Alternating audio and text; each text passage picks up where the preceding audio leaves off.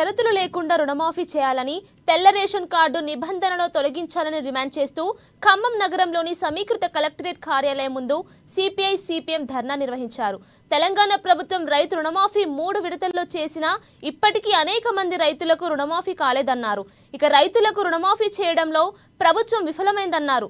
50,000 రుణమున్న చాలా మంది రైతులకు కూడా ఇప్పటి వరకు రుణమాఫీ కాలేదని, ఏవేవో సాంకేతిక అంశాలను జోడించి రుణమాఫీ చేయకపోవడం అన్యాయమన్నారు. ఇప్పటికైనా ప్రభుత్వం స్పందించి రుణమాఫీ ప్రతి రైతుకు జరిగేటట్టుగా చూడాలని నాయకులు డిమాండ్ చేశారు.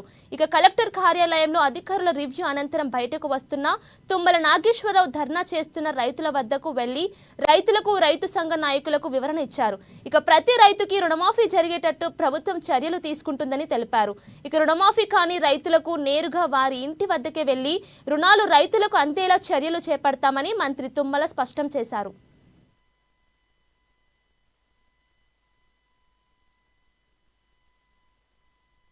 తప్పకుండా మేము అనుకున్నటువంటి 31,000 కోట్లు రైతు చేతిలోకి వెళ్లేదాకా మాకు బ్యాంకులు అయితే ఏదైతే 42 లక్షల ఖాతాలు ఈ రైతులు మాకు అప్పు ఉందని ఇచ్చారో ఆ 42 లక్షల మందిని కంప్లీట్ చేసేదాకా ప్రక్రియ కొనసాగుద్ది. కానీ అట్లని చెప్పి మొన్న కాకు కూడా మీరు రిపోర్ట్ చదివితే తెలుసుద్ది. గత ప్రభుత్వంలో ఏమీ చేయకుండా ఇష్టం వచ్చినట్టుగా దుర్వినియోగం చేశారు. వెళ్లాల్సిన రైతుకి వెళ్ళలేదు. కాబట్టి మీరు ఇంటికి వెళ్ళి కుటుంబ నిర్ధారణ చేసుకొని ఆయన ఖాతాలో వేసే బాధ్యత నీది అని ప్రభుత్వాన్ని అభిశంసించింది. మేము ఆ రకంగా మాట పడదలుచుకోలేదు. అట్లా అని చెప్పి రైతుని ఎవరిని వదిలిపెట్టదలుచుకోలేదు.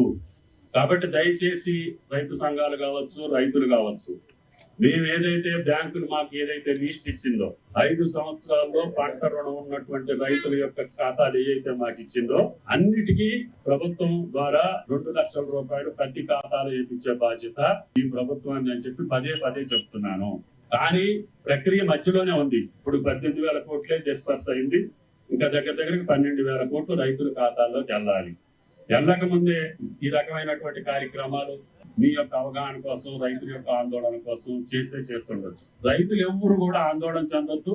రైతు సంఘ నాయకులు అంతకంటే ఆందోళన చెందొద్దు. ఈ యాప్ ద్వారా అందరూ 18,000 కోట్లు వాళ్ళ ఖాతాలోకి వెళ్ళక ముందే 2 లక్షల పైన ఉన్నటువంటి వాటికి ఎప్పుడు ఇస్తాం, ఎట్లా ఇవ్వగలుగుతాం అనేది నిధుల సమీకరణ బట్టి కేబినెట్ నిర్ణయిస్తుంది. నాకై నేను ఒక్కడిని రేపిస్తా, ఎల్లుండిస్తా అని చెప్పే పద్ధతి కాదు. మీకు తెలుసు, జీతాల వరకే వస్తున్నాయి మనకి. అయినా సరే కష్టాల్లో ఉన్న రైతుని మాట అన్నాం కాబట్టి ఎట్టి పరిస్థితుల్లో 31,000 కోట్లు వాళ్ళ ఖాతాలు వేయాలని చెప్పి నిన్నగాక మొన్న కూడా ముఖ్యమంత్రితో సమావేశం జరిగింది. తప్పకుండా మేము అనుకున్నటువంటి 31,000 కోట్లు